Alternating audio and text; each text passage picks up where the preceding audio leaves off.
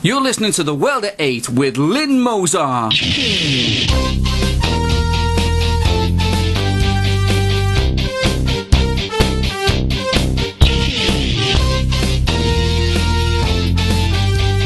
World at 8, the number one in nationalist news. Highlights of the news today, the 20th of April. A legal immigrant bailed before deportation proceeds to commit rape. Afghani immigrants jump to freedom off lorry near Selborne in Hampshire. From the belly of the beast with Nick Griffin. This is our country, mass immigration is ruining it. These are our freedoms. Reports say technology used in North Korean parade is probably Chinese. Grand Prix in Bahrain subject to 3 days of rage from protesters. Thought for the day: is the UK becoming anti-white, anti-male and anti-family? UK news. The border agency bailed an illegal immigrant who then went out and raped a 32-year-old woman.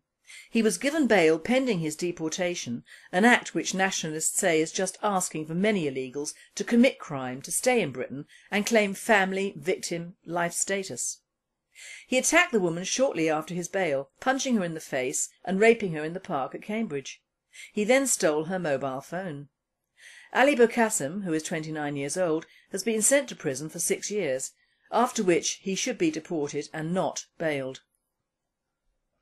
To cap this story, it has been reported in the Petersfield and Borden Post this week that a horde of immigrant Afghans shot out of a lorry like Easter rabbits on the run, racing past a stunned forklift driver and heading for the hills above Selborne in Hampshire. The 14 stowaways were in the refrigerated container of a Spanish lorry travelling from a commercial orchard on the French-Spanish border to Blackmore Apple Farm. The lorry stopped at the nearby farm to unload and the driver opened the rear doors. The farmer was heard to comment, "They shot out of there like jackrabbits and legged it across the farm. It was just a normal morning and suddenly there were Afghans everywhere." The forklift driver was completely taken aback and surprised. Now this is just down the road from yours truly in Borden, so I am not a very happy bunny. But with all the Asian restaurants round here, they will soon vanish, unfortunately. It is easy to see how we are the most put upon country by immigrants apart from Italy. Where are our police and border agency people to find them? Euronews with Nick Griffin. It's been one of those parliamentary sessions where the people whose votes sent me to Europe really got a bit of what they voted for, Nick Griffin tells us in his latest dispatch from the belly of the beast, which this week was sitting in Strasbourg. We were voting on the crazed lulling report, which contains a whole raft of measures that will use the global warming hoax as an excuse to pile extra taxes on electricity and fuel. While the bulk of the report was, predictably, voted through by the usual dominant bloc of fanatical socialists, woolly-headed liberals and cowardly Tories on the take, a number of amendments which drew a few of its most expensive teeth did manage to scrape through. One vote in particular, which rejected a leftist amendment that would have imposed a significant extra burden on taxpayers, went the right way by just one vote. So all who helped to send me here owe themselves a pat on the back. Like it says in the advert, every little helps. Also being voted on was an even crazier report on women and climate change. Produced by a crackpot Scandinavian watermelon, that's someone who's green on the outside but red through and through. This was page after page of sociological jargon, unscientific climate change hysteria and man-hating, family-denying, resentful lesbian fantasy. To sum it up, white males who work are responsible for all evils and must be humiliated and taxed to death in order to usher in the glorious new era of EU-SSR equality. It was truly gruesome reading, and I was pleased to get 90 seconds to put it on to record, a reminder that the propagation of such divisive anti-male propaganda is not a victimless crime. It helps to create the climate in which hundreds and thousands of men are denied access to their children by biased social workers and courts, and in which untold but growing numbers of loving families have had their children snatched by the state. What I had to say in full will be on our website, both as text straight away and as a video clip in a couple of days. I hope that it will filter through the underground social network of good people fighting for justice for fathers and parents who fall foul of the anti-male, anti-family, anti-human agenda of the Frankfurt School of Marxists and common-purpose social engineers, who are steadily dismantling all that is good, decent and natural in our society. Where will these creatures run and hide when the popular anger that is building up against them suddenly comes to the boil? How will they explain and excuse the evil that they have perpetrated, the hurt they have caused? As is so often the way, the Bible says it better than any of us could. But whoso shall offend one of these little ones, which believe in me, it were better for him that a millstone were hanged about his neck, and that he were drowned in the depths of the sea. All too predictably, the report was passed by a very substantial majority. Europe's Conservatives and Christian Democrats, who could easily block such poison, sadly lack the basic ideological and moral compass even to understand the real aim of such poison. Or, if they understand, they lack the courage to stand up to the left and to vote for to defend even the basics of our civilization. The Frankfurt School assault on all that we hold dear is a stealth revolution. As such, it can only be countered by the revolutionary ideology and fighting spirit provided by nationalism. I was speaking yesterday with a group of French patriots who came in to discuss the future of nationalism in their country. Present also were Hungarians and Italians.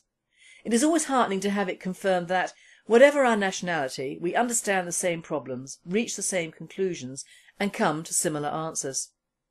Now, also thanks to the voters who trusted in us to strive to make things better, the alliance of European national movements is making real, practical steps towards coordinating a common nationalist fight for true democracy and the restoration and preservation of the identity and diversity of the nations of our continent. Meanwhile, back in Britain, Thursday saw examples both of our commitment to democracy and of the increasingly undemocratic and totalitarian nature of the Condem regime. In Goresbrook Ward in Barking and Dagenham, the by-election was unfortunately decided by Labour's newly imported African bloc vote. Our campaigners came across several voters who had only been in our country for a few weeks. They know nothing of our ways, they haven't paid in a penny to our system. Democracy has never been more than a blood-stained cloak for naked tyranny in their countries and cultures.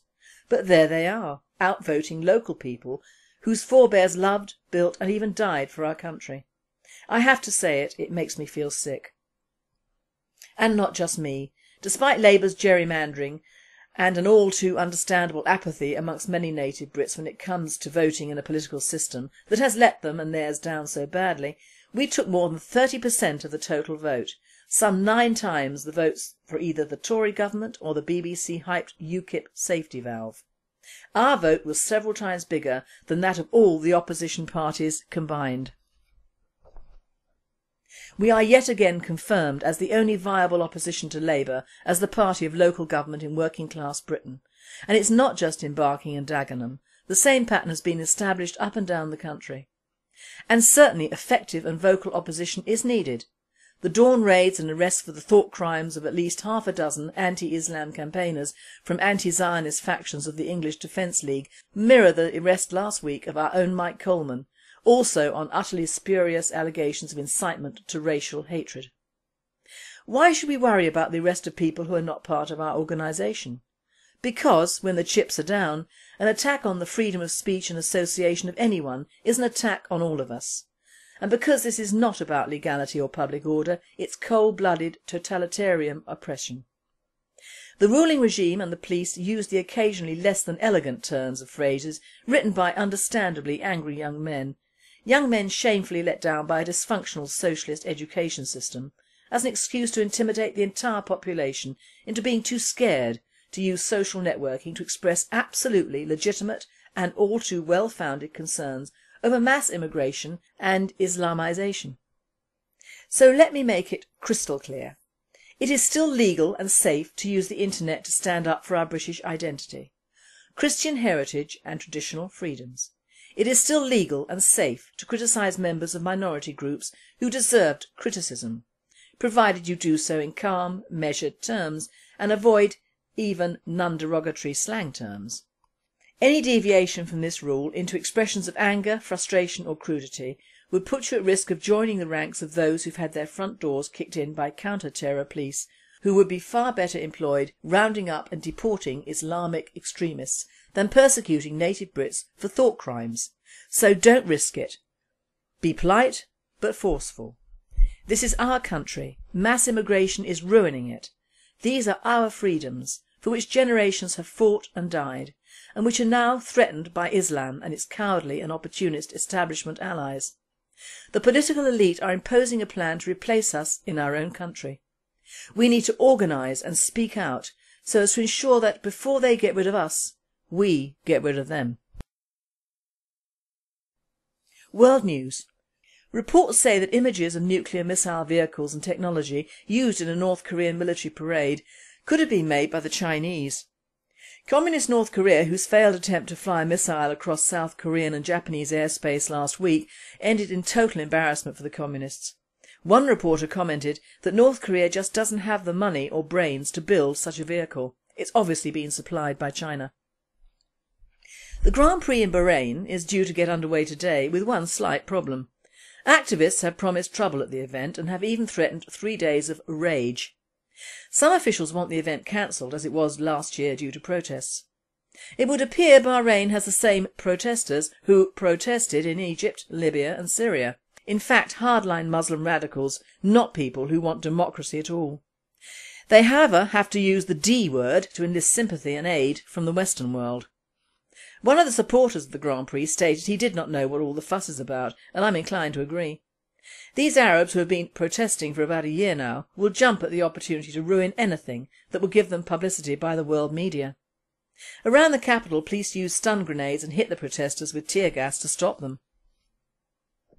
Thought for the day. As a woman, and of uncertain age, I do not understand the anti-male, anti-family vitriol that seems to spurt forth from certain quarters. I know it is on a massive agenda both politically and media-wise, but fail to see how the ordinary person in the street can actually believe it. It works very simply, mainly through television. Men, bad. Women, good. Family, bad. Divorce, from the female perspective, good. Multi-race couplings, good. White-only couplings, bad. And so on and so forth. It is on the backdrop of these points and many more that we have allowed the creation of the new Britain.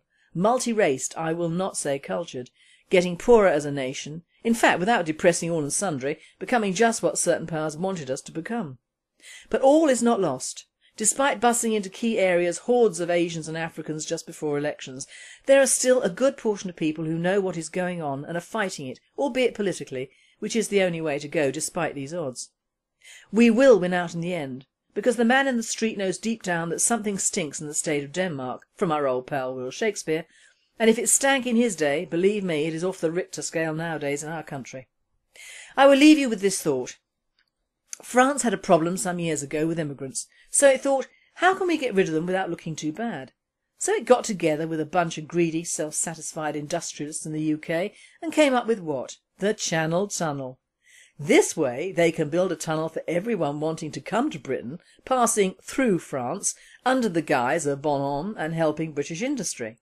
I never could understand that one, rather like the new European Economic Community as opposed to the old common market.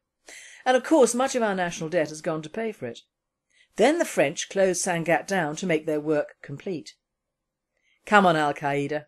Now there's our real target for you. I wonder why you haven't thought of it before.